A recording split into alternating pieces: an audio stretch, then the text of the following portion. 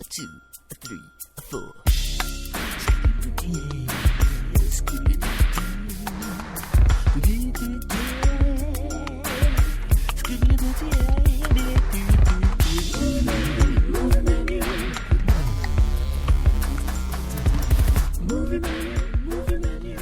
We are Movie Menu Reviews. Let's put a smile on that face. Ooh. On today's menu, we'll be reviewing Joker.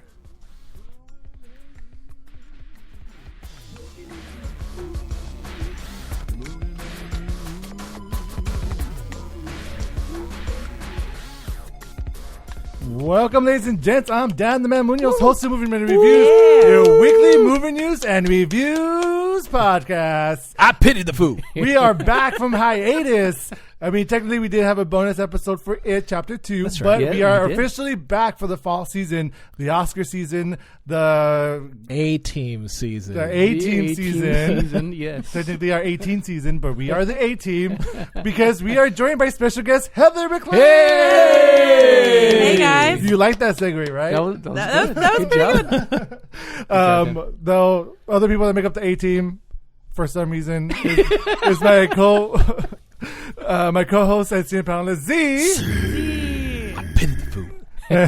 you are the Mr. T of this group, Mr. T. So, wow, that's good. Who would everyone? It's my co-host Mike Stan. Hey, who would everyone be? I guess I would be the face. But you went from the worst segue or the best segue to the worst segue, like in That's a matter Dan, of seconds. Because he now forgot the A-Team. Good job, Dan. I'm literally looking it up right now because I'm like, who are the characters in there? 'Cause That's I do not okay. remember. You could be the one drunk dude. Oh no, Mike is Hannibal. Okay. Okay. And Hannibal's a cool character. Heather's like the guest of the week. Yay. That's fair. All right. So we are happy to be back. Thank you so much if you're watching us live on Facebook. We appreciate it. Or if you're listening to us on Apple Podcasts, Stitcher, SoundCloud, or wherever you listen to your podcast, we appreciate it. Also want to go ahead and do a shout out that this in a couple weeks, October 20th, we're going to be hosting our very first film festival of guests that we've had on our movie menu interviews. Yeah. So be lookout on social media for that. That's some exciting stuff that's going to happen. It's going to be at the Company of Angels Theater here in Los Angeles. And we will go ahead and be posting very soon about that. So keep your eye out. Cool. So let's go ahead and talk about the Joker. Or actually, Joker. Yes, not the Joker, just Joker. So Joker... it is directed by Todd Phillips, written by Todd Phillips and Scott Silver. It stars Joaquin Phoenix, Robert De Niro, Zazie Beetz, Francis Conroy, and Brett Cullen. Here's the plot.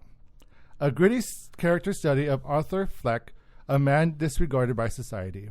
All right, guys, so depending on your spoiler-free review, we shall collectively decide if this movie is worth a dine and watch it in theaters, take out, way to watch it at home, or leftovers. Great chaos and then and avoid this film. Watch Suicide Squad. Oh yeah, okay. Watch the Jared Leto. Yeah, because that Joker. was the worst this Joker ever.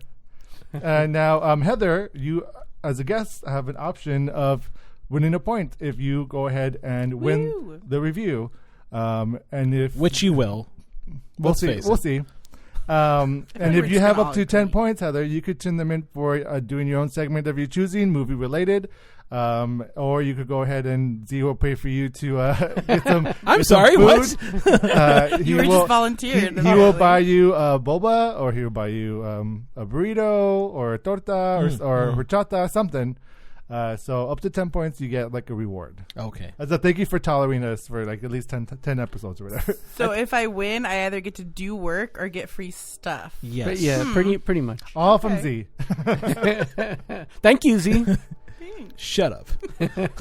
All right. On that note, let's go ahead and give our ratings. Rate this film.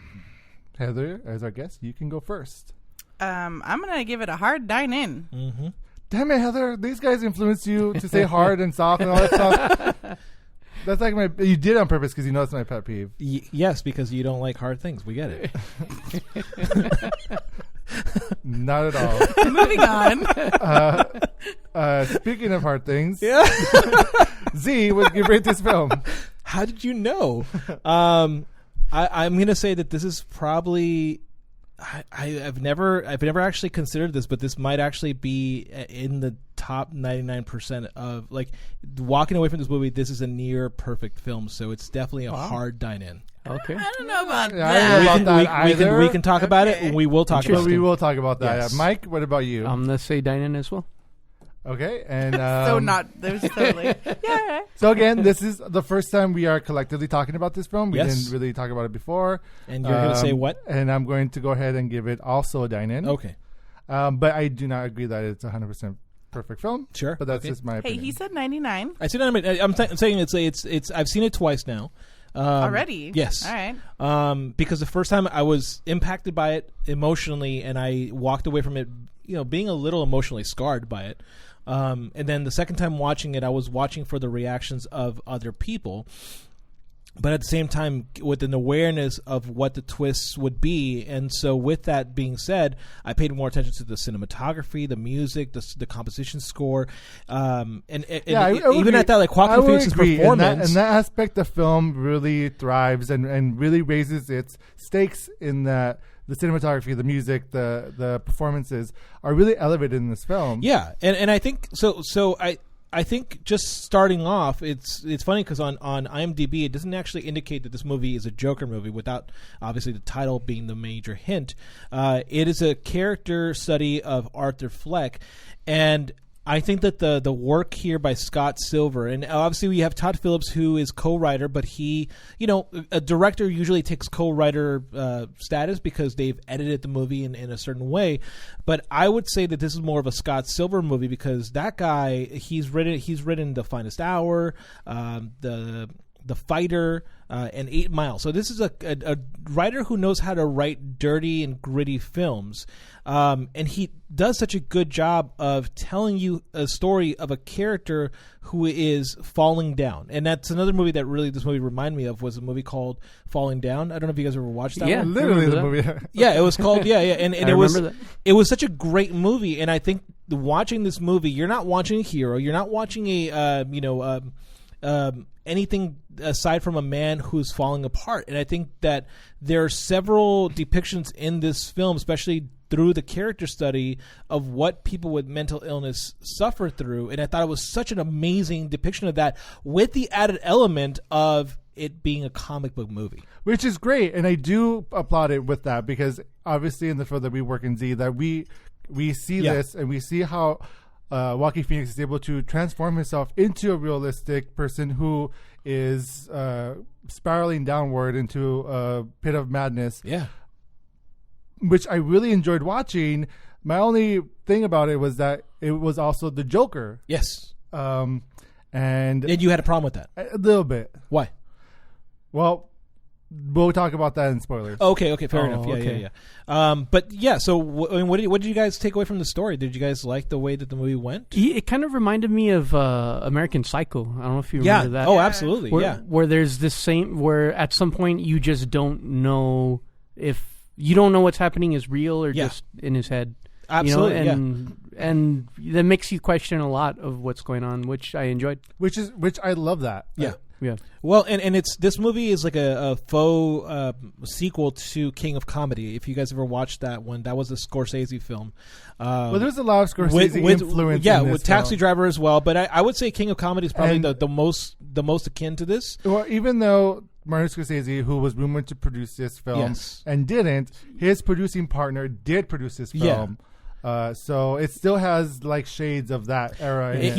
It does. He was originally tied into this as producer, right? Yeah. Right, and then he ended up leaving. It But was his The Irishman. the Irishman took over. But his producing partner still produced this. Gotcha. Yeah, and I think that the other part of me that really connected, not with the character, because you can't connect with Arthur at all. But That's not true. Yeah, actually, I feel like you can. It's an interesting, especially because it's his origin story, and you know that this character is very mentally ill. Yes. But this does give him a little bit of humanity. Oh, it does. You can Yeah. I can start to see things from his perspective, and that he really was. Yes, he's mentally ill, but he makes a valid point himself. Oh, that absolutely. It's a combination of mental illness and the system. society. Yeah. No. What I meant by like connecting with him is that you can't. There's a fine line between empathy and sympathy, and I think walking away from this movie, we feel a sympathy for the character, but we can't really empathize with somebody who's killed and who kills so often and so graphically. That's what I mean by it. Like, we understand what he's going through, but we're not in his shoes. And my brother who walked away going he was saying like, I don't understand, some of the musical cues were a little weird. And I was like, no. The purpose of that is for you to feel off, because he's experiencing this joyous moment, even with the dancing that he does in this film. He's experiencing this joy, and you feel disconnected from that. In the same way when he's in the comedy club in the very early bit of the movie, and everybody is laughing at the jokes, and he's not laughing with the jokes.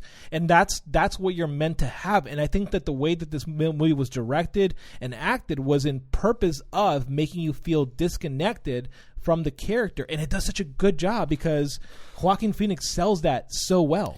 And that is his character, is being disconnected from his emotions and, his, I don't want to spoil, but his situation, his main problem with his like personality trait is that actual fact of being off, being disconnected in that way. Yeah. Well, I like the way that the story is told as well, because there's like unreliable narrative in there, but it's like used in such a fantastic way.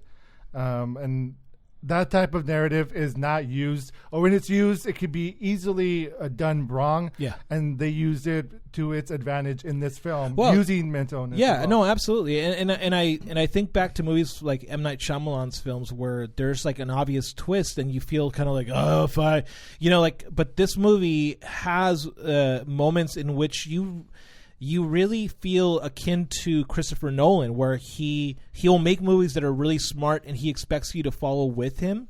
And I think that this movie has those moments where like it doesn't dumb things down. It actually it expects you to understand what's going on.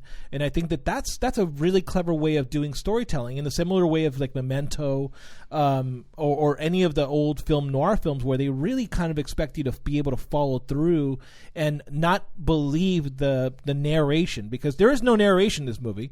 But the whole movie is told from the perspective of the character. There's never one scene without the Joker character really being, Arthur being in the movie. And I think that right there was just an amazing way of depicting this very dirty, gritty noir style that Todd Phillips directed. And mind you, as a reminder of Todd Phillips is the director of the Hangover movies. Yeah. The trilogy. Yeah, the trilogy. When he went downward, I guess his downward of the Hangover 1 to 3 and all the depression he must have gotten from the crap that it probably was built with this movie. Well, more seriously, Todd Phillips did have some really controversial reasonings of why he did this film. Yeah.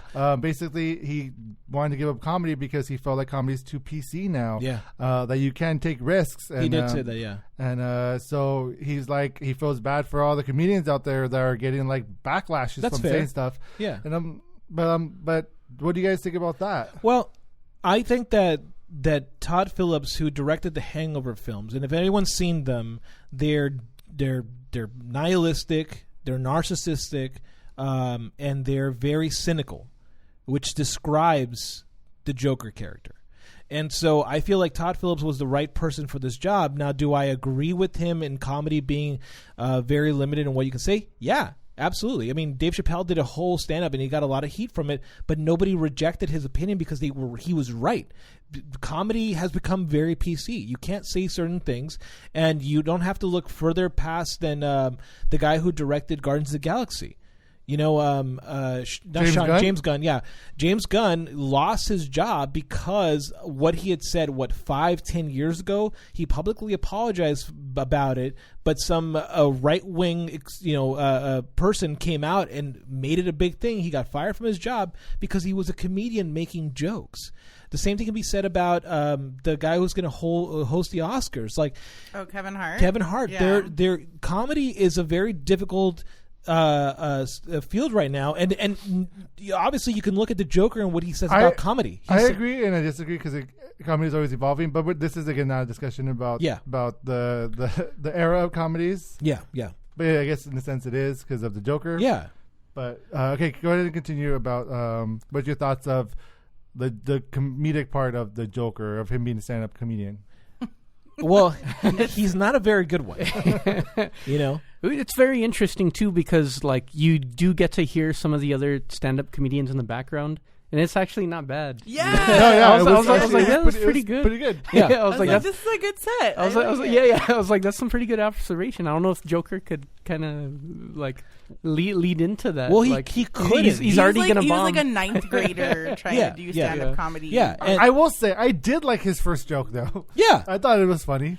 If he could tell it right. The funny thing is, well, no, I guess we shouldn't talk about that. So let's if you could tell right. So he does suffer from a traumatic brain injury, right? That's what Joaquin Phoenix was studying when he was looking into the laugh and how do you get the laugh. So the TBI that he has, and it's talked about in the movie, is a condition. He calls it a condition, and so he laughs at the wrong times. He just can't help it, and he'll do this really nasty like laugh. Tourette's. It almost seems like a tic or a Tourette's, and it's aggressive because you see him suffering. Yeah, it's painful. It hurts him. And I don't know if you guys tried doing the laugh after watching the movie, but I did, and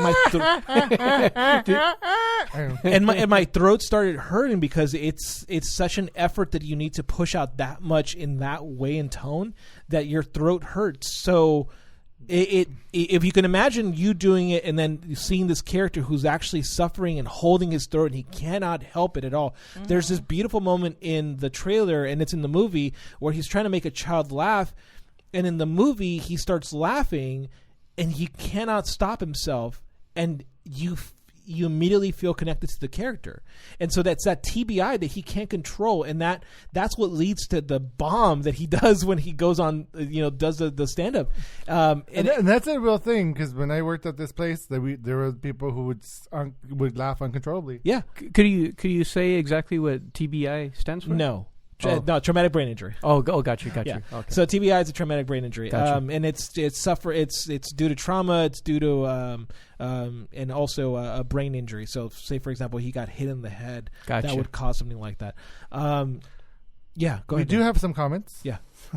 So Regal says no, according to your review, your rating, I should say. Well, then you're wrong, but we know that because your name is Rigo. What's up, Rigo? Then we have a couple people that are giving you shout outs, Z. Oh, nice. Yanin Mendez Barba. Oh, hi. And Alberto Barba Moreno. Hey, how's it going? They said hi, and they say they love your work, and felicidades. Thank you. And then JJ Sarda, who's a friend to the show, says he gave it a soft dine-in because he says there's something that they put in the end that made him roll his eyes. So interesting. Oh, I'm curious to find out. Can't wait for our spoiler. Rigo had to. Did he spoil it? No. He had to. He's not referring to review. He's referring to the comments about soft or hard. Okay, we'll leave that for the end. Just like he likes it.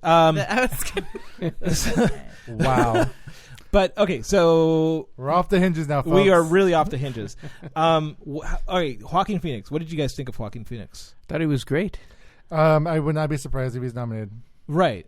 Like, he will be. People are talking about Robert Downey Jr. getting, being nominated. They're petitioning for him to be nominated. But right. I feel like even if Joaquin Phoenix was going up against Robert Downey, say that again. Joaquin. Okay, go ahead. Okay, it's like Cool Whip or what? Yes. Did you hear it too? Sorry, yeah. How do you pronounce it? Walking. Why do you say like walking? His name is. Joaquin, there's a J in there. Joaquin Phoenix. There's a J in there. Anyways, Walking Phoenix. You can say Walking Phoenix. It's a Joaquin Phoenix. Yeah, cool. It's just the accent. Why are you making fun of his accent? Sorry. Yeah, dick. Go on. Anyways, like you guys didn't make fun of me about ninjas. Oh wait. How do you say ninja? To backtrack for a second and make fun of you, Dan. When you did Shut the Joker laugh, it sounded like one of those like Halloween witch toys that like are motion activated. Sorry, I love you. It's because you were my inspiration, Heather. Oh. No.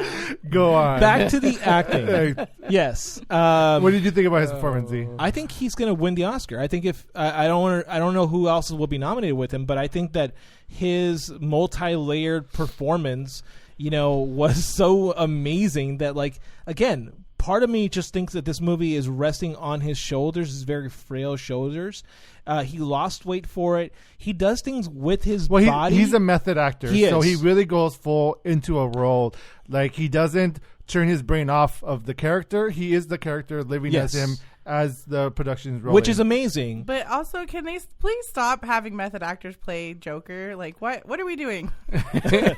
One died already, guys. Come on, no. Good point. But no, he does things with his body. Jared Leto is also method. So. I know, I'm aware. He sent condoms to people. And dead rats. And dead rats. But back to Joaquin Phoenix. Again, that's his name is pronounced. What was it again? He does things with his body. And there are moments in this movie where you'll see him do a very, like, I want to say like an effeminate dance. It looked like he was doing. I was like, is he doing like Tai Chi movements or something? I was trying to figure out. I would say that it's a coping strategy that someone may like. I saw it as a coping strategy of, like, this is how he exemplifies how he's feeling internally through dance. And there's a movie. It's almost like if someone is, like, high on drugs and they feel the music similar, or feel yeah. like, so he's like has that moment where he has to. But there's a moment where he's writing a joke and he does the weird like he does again very. Can you do it, Z? Before he goes on stage, and then he uses his left hand versus his right hand to write.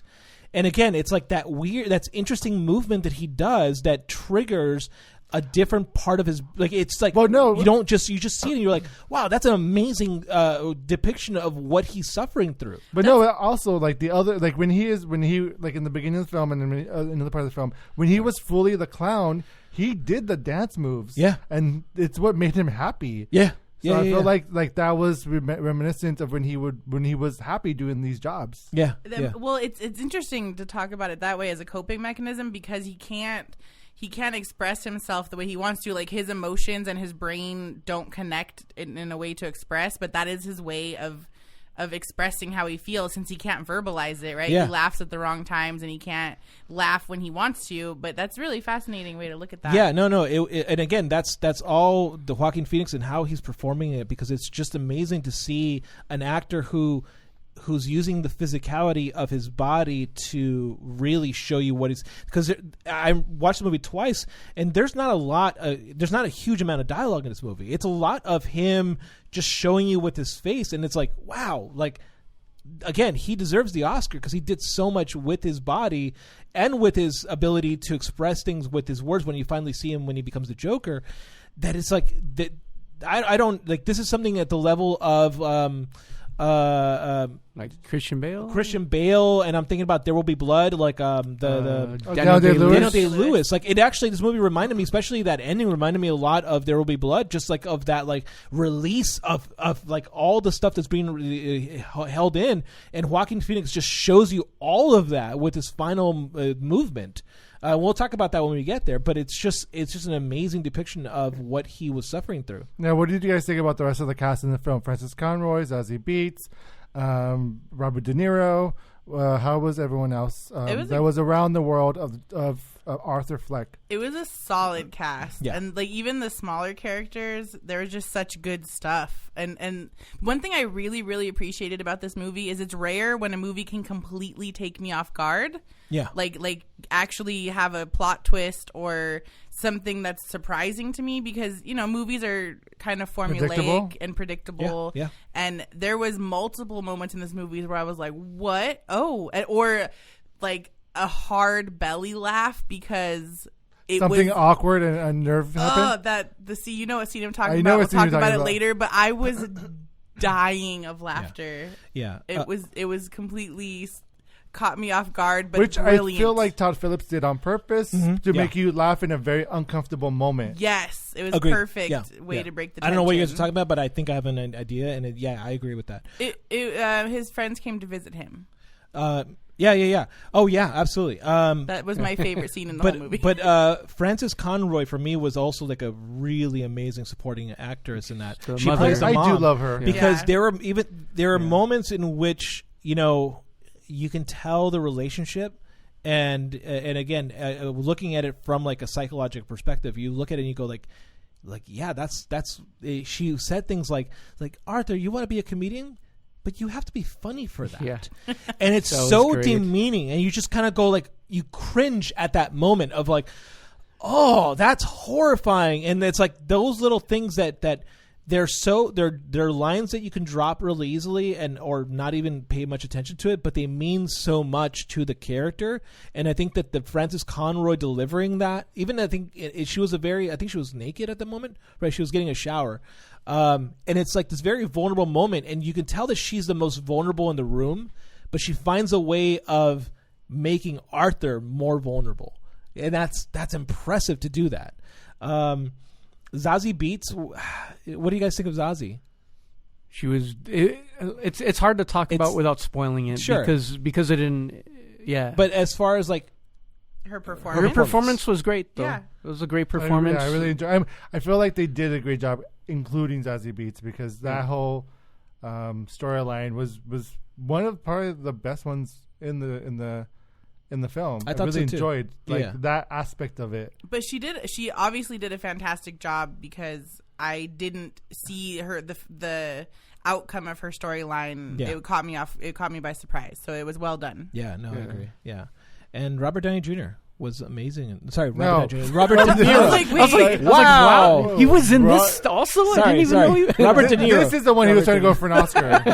Yeah. No, Robert De Niro was fantastic. was Oh, he was so fantastic. good. Yeah. It just like it was great to see like the interaction between the two of them. I was like, that Yeah. was, and which happens like towards. I don't know if that's It's at the end. It's spoilers. You could see you see that in the trailer, You do, don't you? you do. Yeah, but just to see like these two actors like bouncing off of each other was amazing. Yeah. No, I agree. I think Joaquin and Robert they amplify, and you really do kind of get this really amazing moment at the very end when they finally do spend time together on the couch, and it feels like electricity, and Robert De Niro is just giving it his all. Yes. Yeah. Now, this question is mainly for Z, but anyone here can answer it, because I'm not sure how much you know about the lore. Oh, yes. But what did you think of Brett Cullen as Thomas Wayne? And what do you think about how they made that story of Thomas, or how they represented Thomas Wayne in this film? So Thomas Wayne is a very interesting character in the lore. And so I feel that the way that they described him as a womanizing, this sort of like, wow, Whoa. that sounded aggressive. This very like hard individual was different. However, that the way that they depicted it was for me watching a different version of the DC universe. We haven't even talked about that yet. Right. That this is actually DC Dark. They never once showed the DC logo at the beginning of the movie. They only showed it at the very end.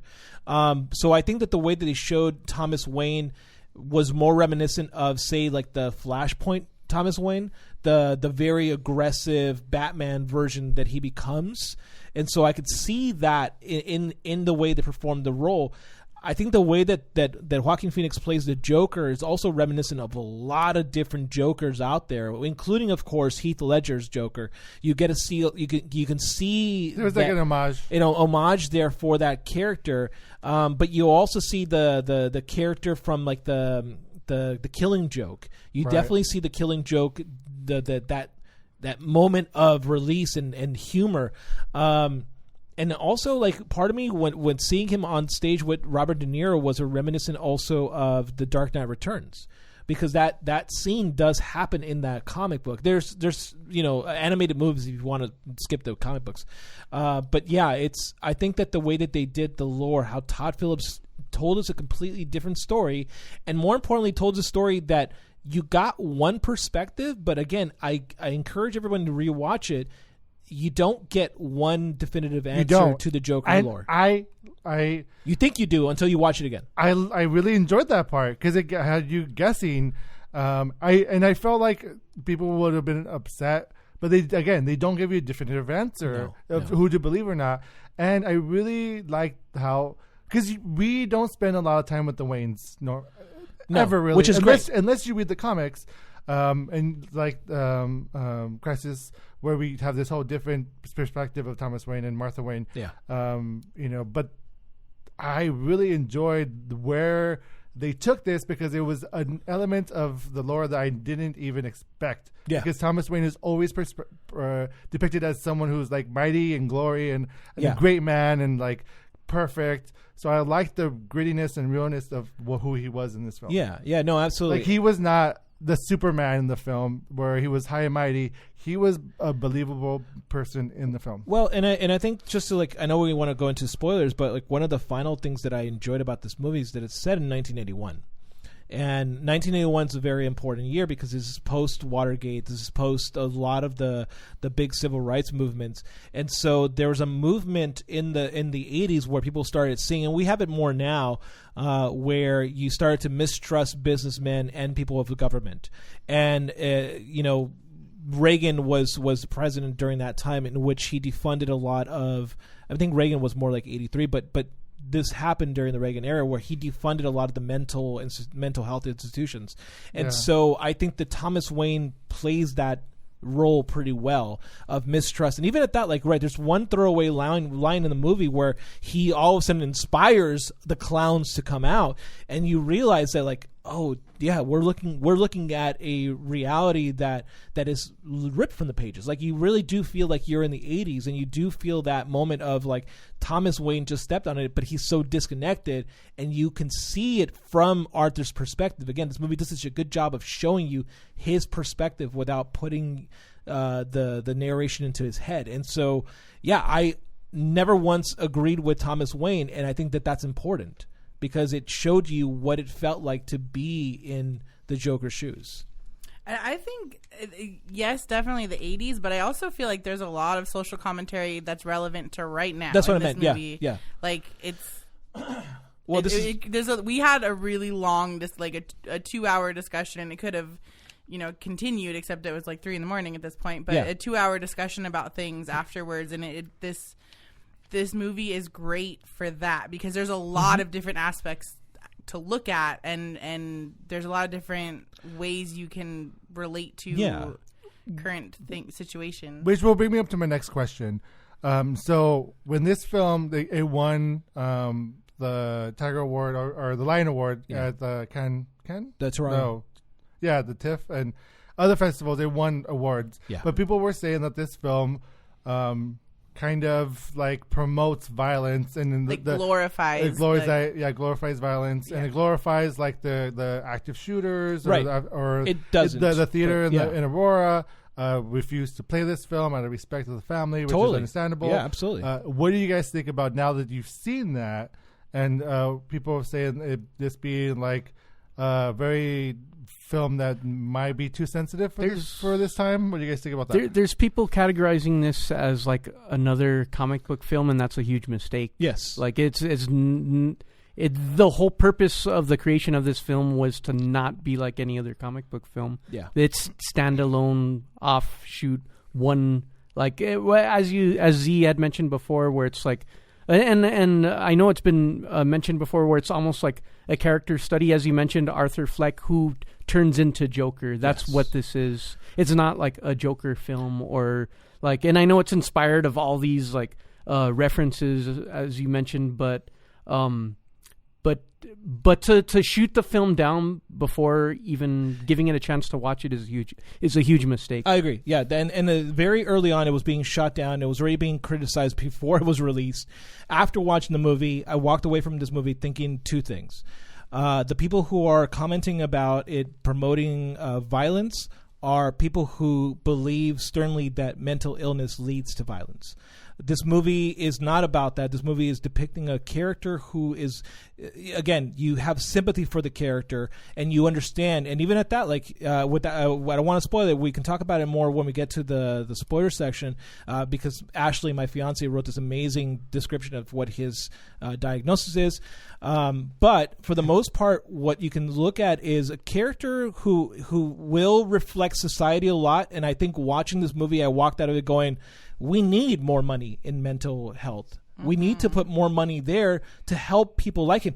I worked with these people, and I honestly was like I was in my seat screaming in my head going, if I was there, I could help Arthur. I can help him out. I know it's a little egotistical, but like anybody who's in the mental health field could have assisted him. And there's this great moment in which the social worker says, Arthur, nobody gives a shit about you and nobody gives a shit about me.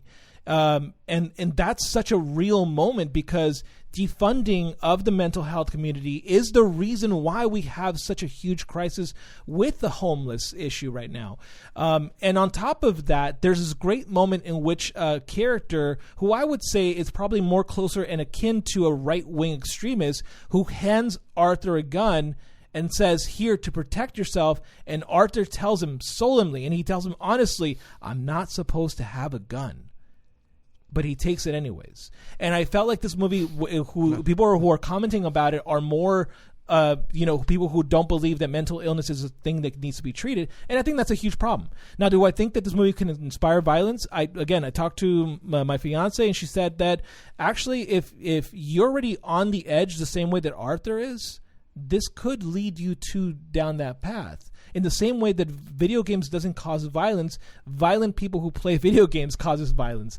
It's just simply, this movie, I think, was showing us what the reality is. And I'll read you the quote for the very end at the spoiler section. That was the thesis of the whole movie.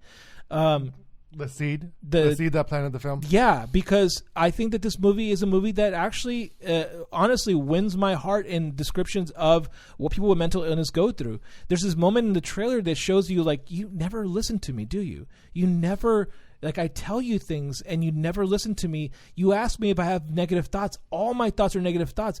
I have heard that so many times from clients who are not getting the services they need. And I thought that was an amazing moment. So do I feel like this movie inspires violence? No. Violent people will do violent things. That is without a doubt true. This movie is more a spotlight on what needs to be done with the help needed for mental illness. Yeah. Sorry, I'll get off my soapbox now. No, it is. I agree. It's a great depiction of mental illness, and you see the turn, because in the beginning of the film, Arthur is taking medication. Yeah. And then when it becomes defunded, like we had talked about, there's no medication to be taken anymore. And then you see that, and I've experienced it. So it was a little too real. It was, at points. Yeah. I mean, I was a little uncomfortable because I was just like, this is no longer a film. Now it's almost like a documentary. Yeah. Where I'm watching this person because I've seen it before. Go in a downward spiral, but that just is a testament to Joaquin Phoenix's performance. Exactly, agreed. And there's definitely a lot of uncomfortableness with this movie. When you're watching it, there's a lot of moments where you're going to feel really uncomfortable. But I really think it's a must watch film, and it's like just the nuances, like Arthur Fleck just staring out to nothing. It's just him staring. Yeah, and as someone's talking to him, and he's not looking at the person; he's just staring into nothingness. That is a thing that happens a lot. Yeah. But you really do watch him devolve, because at the beginning he's living a fairly normal life. Mm-hmm. I mean, especially for someone in the situation that he's in, and with such a severe mental illness. But and you really do, like, the downward spiral. It's fascinating. It's a fascinating movie, and I think that I honestly feel like everyone should watch this movie. This movie really kind of like people will watch it for the Joker, but honestly, it's more of like it's a good description of why we need more assistance in the mental health field. And it even said at the end, when you said they didn't show the DC logo until the end, but it said inspired by DC characters. Oh, okay, yeah. In which it really is. It's not about them. No. That's the point you made, and it's really accurate, I feel. Yeah. Now, one last question before we go to our spoiler section. Please. Yeah. Is Joaquin Phoenix your new favorite Joker, or who is your favorite Joker that's played the role so far? Damn, that's a good question. Mike. I'll go first. I did enjoy Joaquin Phoenix's performance a lot, Yeah. but Heath Ledger will always still be my favorite. Do you feel okay? I'm gonna say that I think that Joaquin Phoenix doesn't actually play the Joker. Yeah, I was just thinking that. Yeah, Yeah, and we'll talk about it during the spoilers. Yeah. That's a good point. Yeah, Very good. But point. he's up there with Heath Ledger. I think he did an amazing job. But, Oh, yeah. But we'll talk about him more during spoilers. We have a comment. Okay. So JJ Sarada said Z hit it right on the point about mental illness. I teared up with what he said. I know a family with mental illness, and yes, this movie makes it aware of how bad it can be if we don't help people. Yeah. And that is like the biggest issue in this country, honestly, is the lack of mental health services and awareness. And I feel like the stigma about dealing with mental illness is like dissolving. seeking help or therapy. But it's still there. a really tough stigma to fight. Yeah, I agree. I think that this movie, again, people are uncomfortable with it because it shines a spotlight on it. But I think that this is a movie that is needed because, again, you have a lot of people who are saying like, oh, it's people with mental illness who do the shootings. But there's enough descriptions, there's enough situations now that we can say, no, it's the access to guns that makes it easier for violence to happen. Mental illness is something that can be treated in the same way that a cut can be treated, but there's not enough funding available, unlike the healthcare system. Even at that, arguably, the healthcare system sucks too. I don't want to be political. I really don't want to, but this movie does such a good job of just showing you that. And the people who are coming in contrast to this movie are people who don't watch it for what it actually is symbolizing. That people who need help can get help, but there's not enough funding for that. And it's again, it's such a great movie in showing you that. All right, let's go ahead and head over to the spoilers section. Yes, we made it.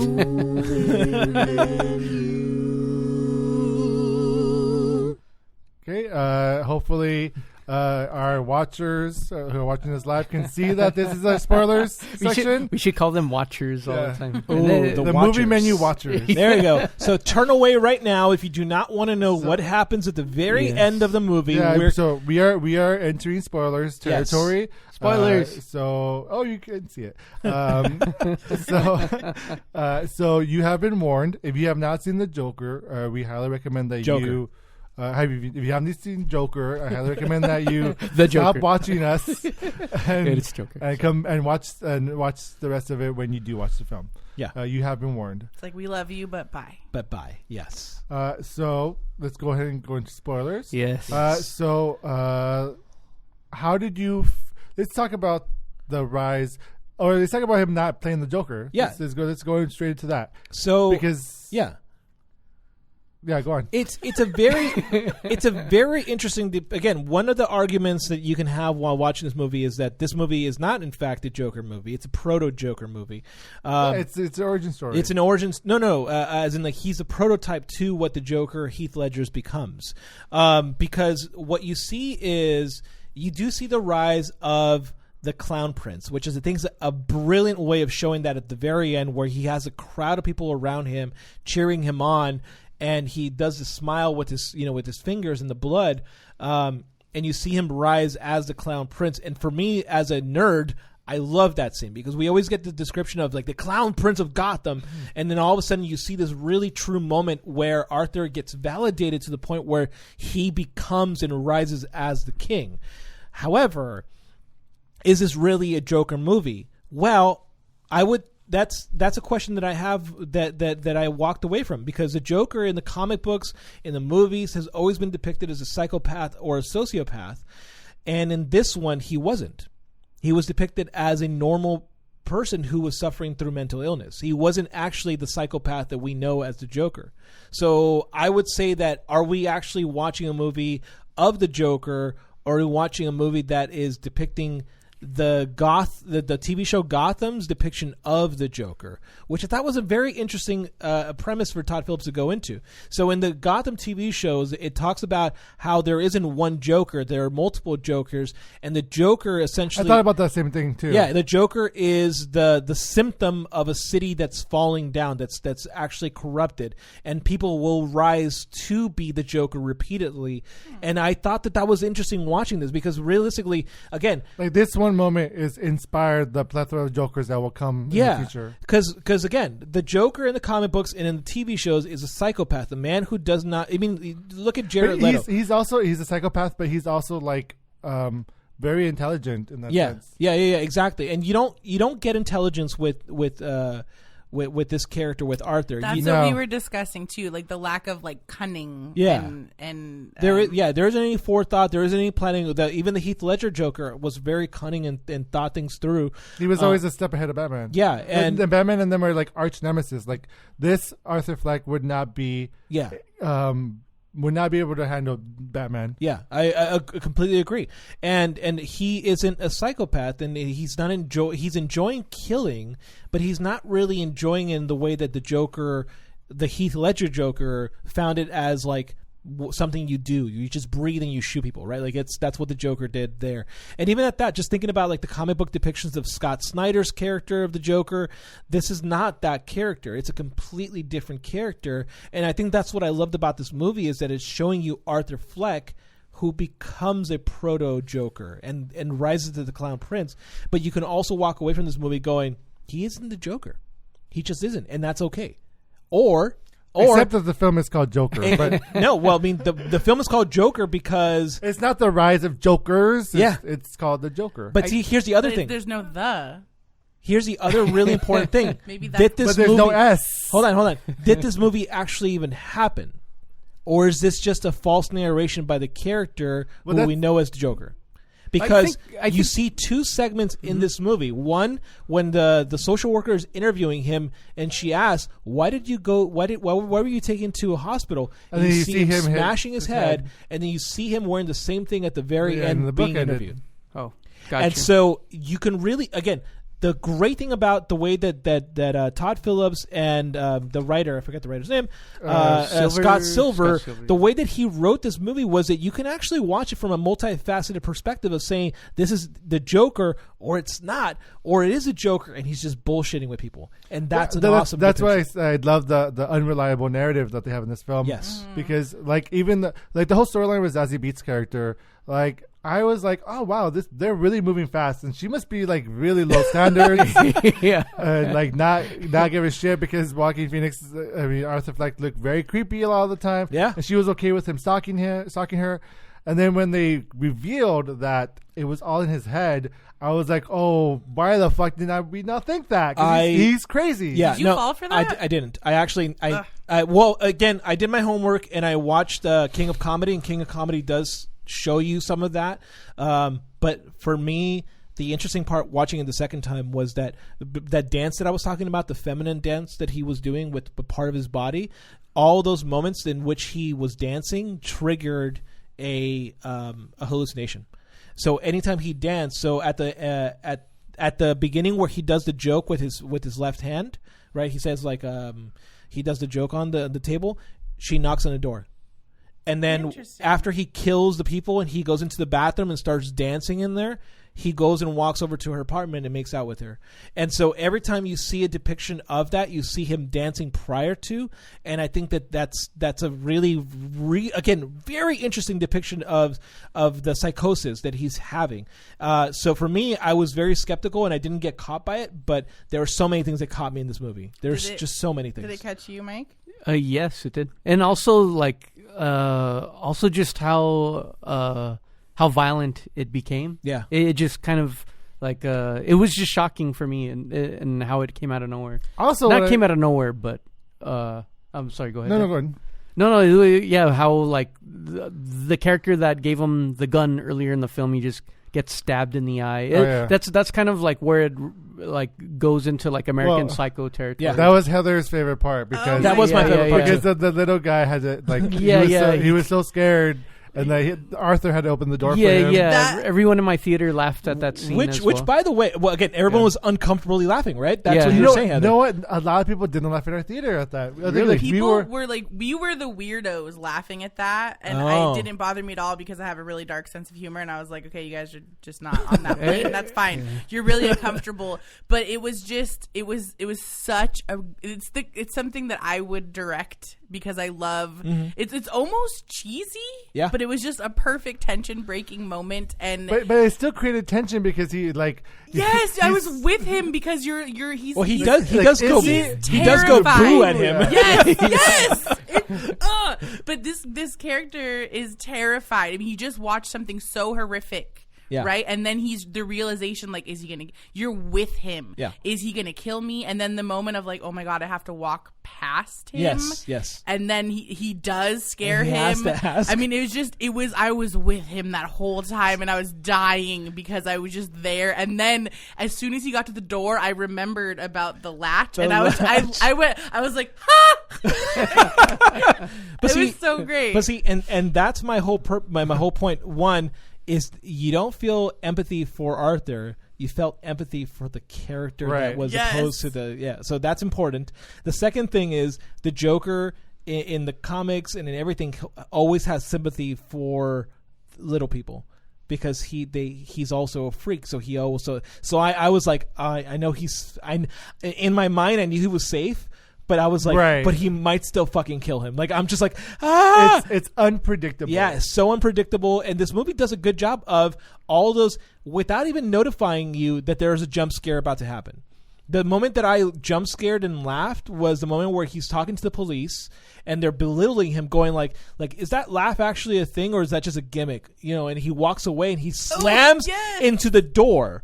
Oh yeah. And I jumped. I literally jumped out of my seat, going And it wasn't this moment of terrifyingness, but it was a real It was moment. But I it actually was had also no like a jump gag. scares in this movie. I jumped. We talked about how we were talking about after we saw it that there was no jump scares. Yeah. But I Well, laughed no, really you had hard at asked him. if this is considered a horror movie because you're doing your horror movie list of October. And I all was the like, movies and I was like, no, this is not a horror movie because there's like no jump scares. So can I go back a little bit and can I ask you Well- guys? Does he kill Sophia? no. It implies. Yeah. Oh I wait. don't know. Is that his mother? No. No. Well, clearly he kills his mother. The Right. imaginary girlfriend. No, He's not- I he's- on No, the he didn't. did not. Well, kill did him. not. You don't know. It You don't leaves know. it leaves it open. You don't know. And I think he does. you don't know. Yeah. Because kinda- right after that, he goes and starts painting himself, and he's in this moment of mania. He's in that moment of like serenity, and so I think he actually does kill her. No, I think, but he started to realize that he was hallucinating, and the only way he could find out the truth if he was by going to her and seeing her reaction because he didn't look at her. I don't think once. he knew. I don't think he knew he was. I think hallucinating. he was. He started to, I- but because it was like okay, am I hallucinating or not? Yeah, And he then read about his mom having delusions, and he was like, "Wait a minute, So am I doing? Am I this doing the same too?" thing exactly? And then when he realized that he is, it's like, well, you know what?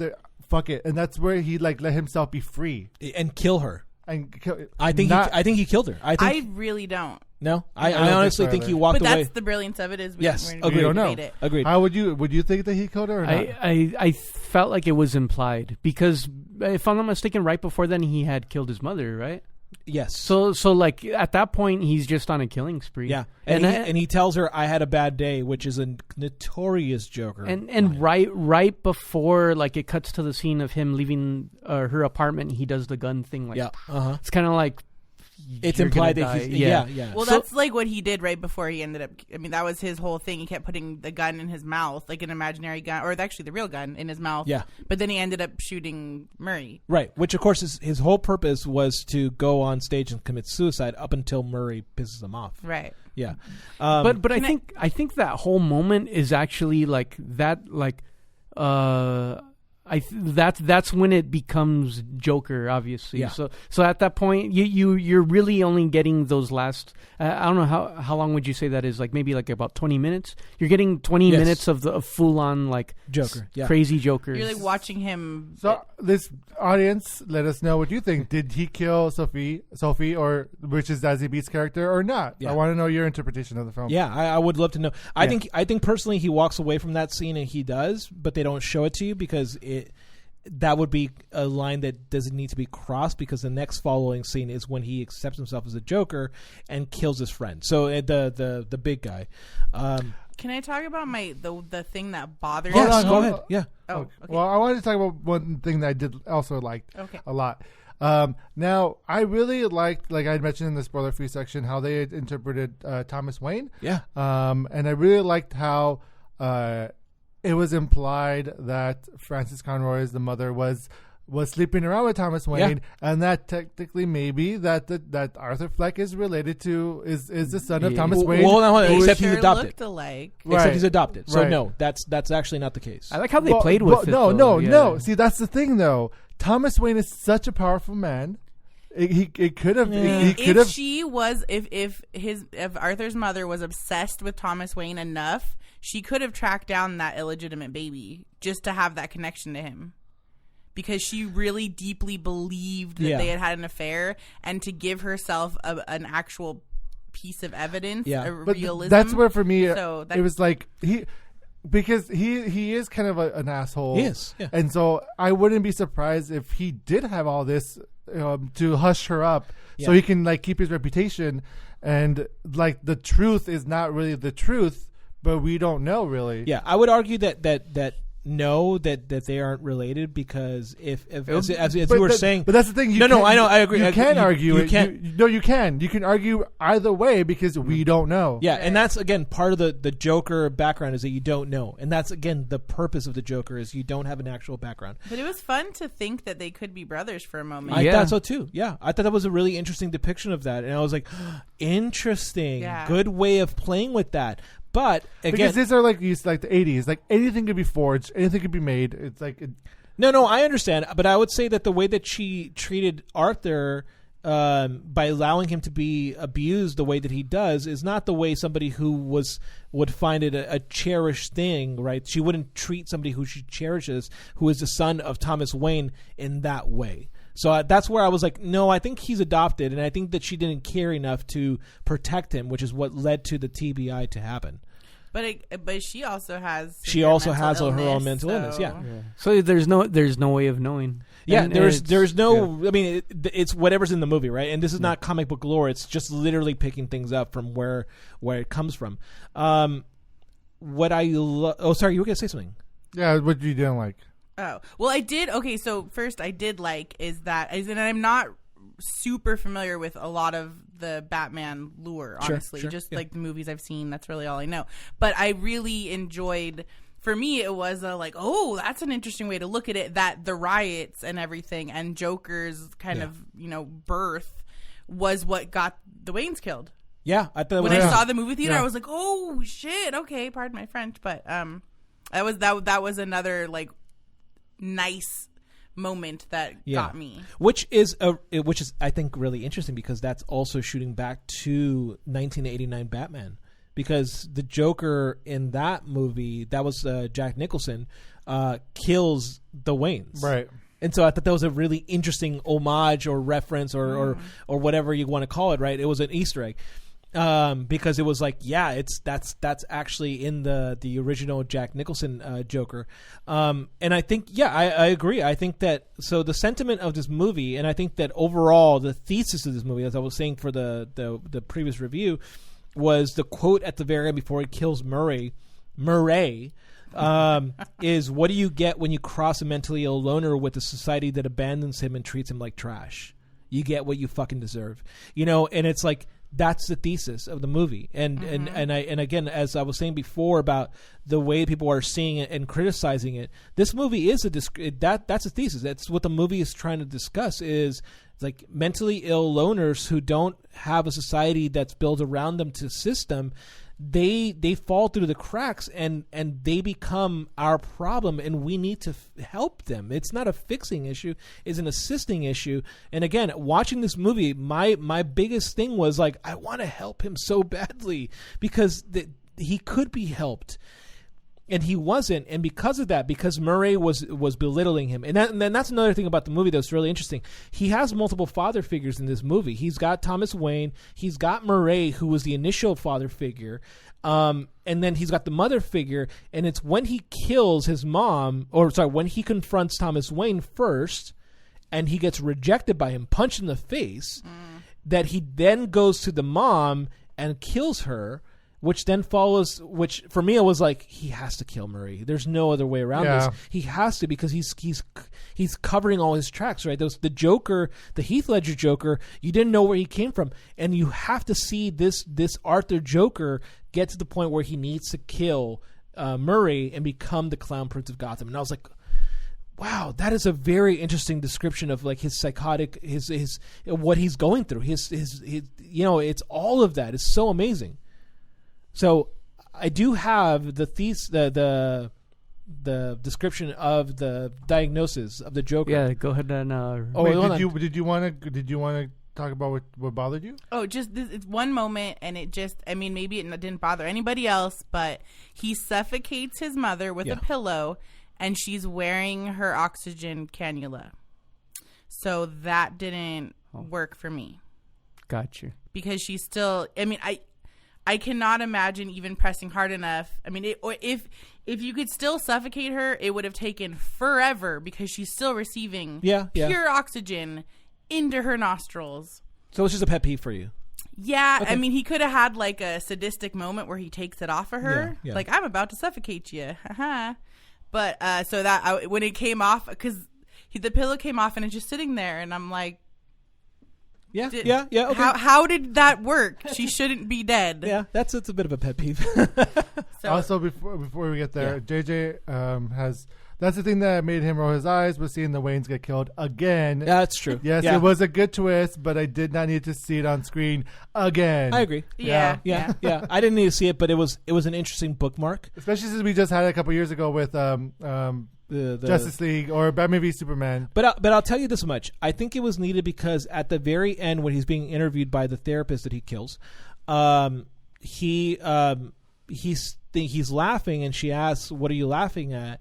And he says, "It's a joke, but you wouldn't understand it." And I think that just reading that scene for what it is that he orphaned somebody else. He was orphaned himself, and he orphaned somebody else. And he was laughing at the fact that he did that to the Waynes. Maybe. So it was JJ that commented about seeing it again. What if they would have, because I knew instantly as soon as I saw the movie theater and them running out of it. Yeah. I mean, maybe all you needed was them running out of it and passing the guy with the clown mask. Sure. And he like turns, and then that's it. Like you either get it or you don't. Yeah, but you didn't. But see, if you lost that, you lose the reflection, right?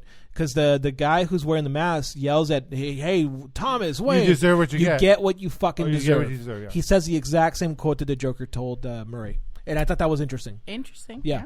Again, watch it twice. You get a lot more of it. I really want to watch it again. At least once more. So is there a scene afterwards where Joker sees that that Thomas Wayne is killed, or does he know?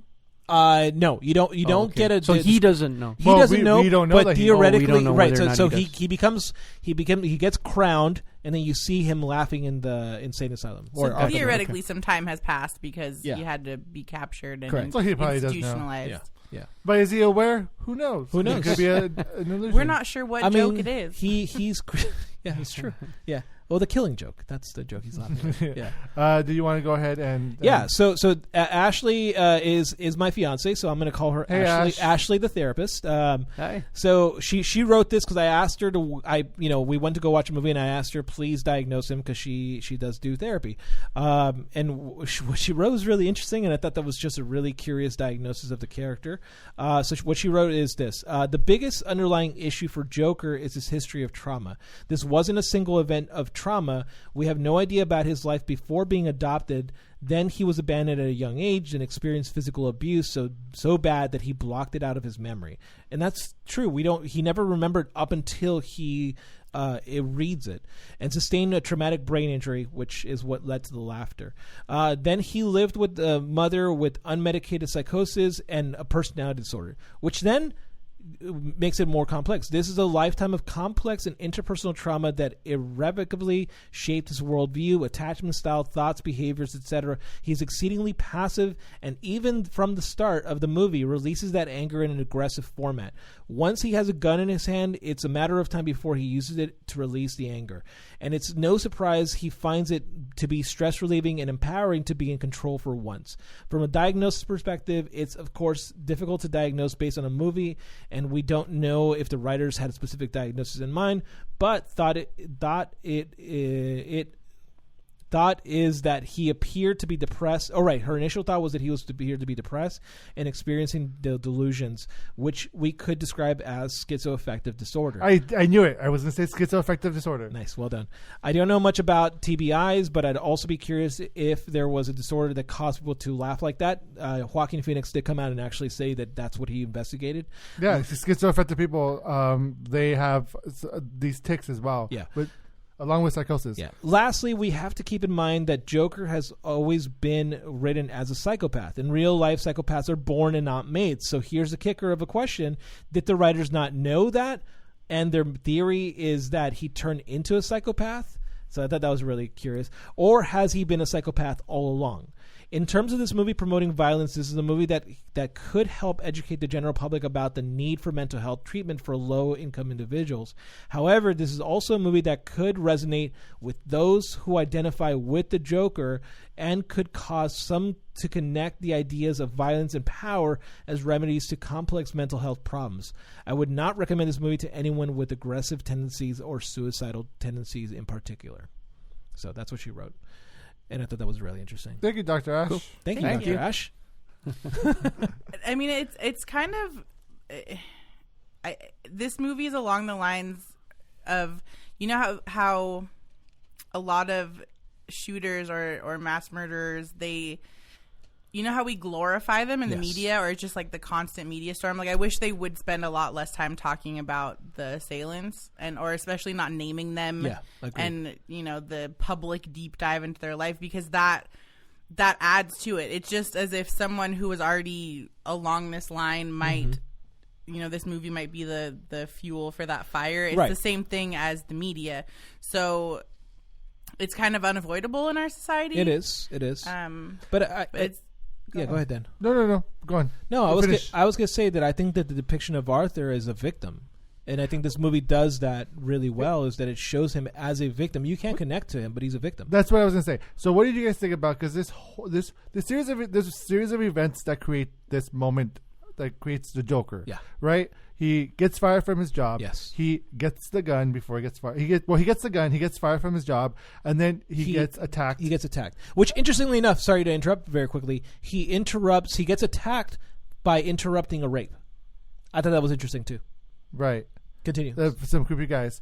And it just so happens that these creepy guys that were assaulting this girl were Wayne employees. Were rich. Yeah. And that was my issue with this, is that it just so happened that these three guys were rich. So the people who were poor, that saw these rich people die, were like, yeah, fuck the rich, we're the poor. Yeah. But it wouldn't have the same impact if it was like a homeless person attacking this girl, and then he killed the homeless person. Yes. So what do you guys think about this whole series of events happening from that one moment? That was, for me, it was like happenstance almost. Yeah, well, I feel like in a huge way, and this is just a description of society, eventful moments get co-opted by movements, and I think that's what that's describing. If the person who killed the woman was a homeless person, nobody would have batted an eye, and that is what the Joker is saying at the very end. If it was me on the streets, nobody would bat an eye, but because these three rich men were killed, that becomes a talking point. And it's true. In the media, speaking a little bit about with murderers, white women are the ones who are usually described in the media as like the victims. victims. And so I think that that's a description of that, where it's like people only talk about certain things if it's happening to a white male or a white female, and in this case, it really focused on the white males. So I think that, and then that gets co-opted by the movement that was happening already about the rich being, overwhelming the poor. So I think that was really interesting. I thought that was perfect. That was well described. And I think that it being happenstance is accurate, right? Because mental illness does not have to go this way, but it was a lack of treatment and circumstances. Because even with a lack of treatment, you may not end up, a violent psychopathic murderer, but with the right set of circumstances and a lack of treatment, this is where you could end up. Didn't circumstance make the round table? Oh, shut up. But all right, it's a good joke. But they don't know the joke. They don't know the joke. But here's the thing, though. I've met with he doesn't want them to know. I've met with a lot of clients in which one bad event leads to multiple bad events, and that's how life is. Yeah. And if this man, if Arthur was in fact depressed, anything would have led down this path of terrible events happening after the other, especially when he was unmedicated and he had nowhere to turn. He had no support system. You never saw him with friends. You never saw, except for the small person. You never saw him with anyone who actually cared about him. And I think that's only in his imagination. Yeah, and exactly. Spoiler Seinfeld. Well, and then that imagination gets taken away because it's a hallucination. So, anyways, yeah, it's a great movie. Go watch it. Yeah, let's go ahead and give our final thoughts. Heather, any final thoughts about this film that you want to go ahead and share before we sign off? We've pretty much said it all. It's a really, it's a really great piece of cinema because it makes you uncomfortable. It surprises you. It's incredibly well done. The cinematography, the performances. It's a grade A movie. And I just really recommend watching it. And also, it's an interesting look at society. So, do it. Mike? Yeah, this isn't like a family comic book movie. No. This is a rated R film. Don't take the family to go see that. So keep that in mind. And I would say this is leaning more towards the hard R for violence and everything that's in there. So keep that in mind. But other than that, dine in. And it's not a Deadpool type rated R movie. Yeah. Don't go expecting that. Z? It's funny because I walked out of this movie thinking about how I would compare this to the lexicon that is the comic book movie. And the only thing that comes close is Logan, but it leaves Logan far in the dust. This movie it's standalone. I wouldn't compare it to Logan. No. That's just me personally. But it's the grittiness. The closest. Yeah. Of the realistic depiction of the superhero world. And I think that this movie is a worth watch if you have a person in your family who might have a difficult time with this movie. Don't take them to watch it. I honestly didn't take my mom. I thought she was going to have a tough time with the movie. Oh, yeah. And so, just be aware that this movie really does force you to feel something. And so if you're watching it to get the popcorn experience, you're not going to get this with this movie. This movie is an Oscar movie. You're going to get a movie that's serious. This is definitely a thinking man's comic book movie. Yeah. That's not even... But it's not a comic book movie. Thank you for interrupting. Oh, you did with me? Calm down, Dan. No, I took it. You wouldn't stop talking if I don't interrupt you. This is definitely a thinking man's comic book movie in the sense that it's not even a comic book film. But it's totally worth the watch. I really enjoyed it, and you should go watch it now. I'm just imagining somebody taking their mom to see it, and then they watch the scene where Joker's suffocating his mom, and they look to their son, and he's holding a pillow. Wow, Mike, you are super dark right now. Yeah. How recently did you watch this? Because where's your mom, Mike? She's safe. Okay. Are you sure? I'm not crazy. Okay. Take all the Don't pillows. worry. We know that's a lie. That is a lie. I am crazy. But you know what? I would also say watch it twice. Guys, go watch it again. Honestly, go watch it again. There's so many things that I'm really interested to Well, reevaluate. it's an amazing depiction of someone who's going through mental illness and their demise, and it's realistic. It's hard to watch, but it's also interesting to watch. Yeah, it's a slow burn, but I think it's a slow burn to a big explosion in the end. Well, I would even argue. Well, Okay, yes. Multiple. Yeah. Less explosions, more stabs. And Right. bullet. Yeah? No, okay. No, I don't think it's the perfect film, but it is a film that's worth getting nominated for. Interesting. Okay. Thank you so much, Heather, for being on the show. Yeah, thanks, Heather. Anytime. Thank you, really Heather. Appreciate. And I also want to give a shout out to our crew member, Yeah, Eric. Eric, really quick, shout what you thought of the film. A dine-in, leftovers, takeout. So dine in, watch it in theaters. Leftovers, wait to watch it at home. I mean, No. take out, wait to watch it at home. I've only been doing this 4 years. And leftovers, Take out, wait and watch leftovers, it at home. avoid the film. Leftovers, avoid the film. Hard dine-in. dine-in. Good There you man, go. good There man. you go. Thank you so much, Mike. as Thank well. you, Dan. Thank you for being here, as always. Thank you so much, Z. Yep. And I'm Dan the Man Muñoz, the host of Movie Menu Reviews. We will be back next week. Now that we have started the season, we started the season right with the Joker. Yes. So we will be here every week. So stay tuned for new episodes where you could go ahead and watch us on Facebook Live, Yeah. or you could listen to us on Apple Podcasts or Stitcher, Catch us SoundCloud, on YouTube. or wherever, or YouTube as well. Wherever you listen to podcasts, we are there. As well as follow us on social media. Go to our Facebook page, Instagram. We have behind-the-scenes photos on there, and our Twitter as well. And then also go to our website, moviemenupodcast.com. Until next time, thank you guys. Goodbye here, goodbye here, Goodbye. and goodbye out there. Thank you so much. Bye. 2, 3, 4. See you later. Yes, keep it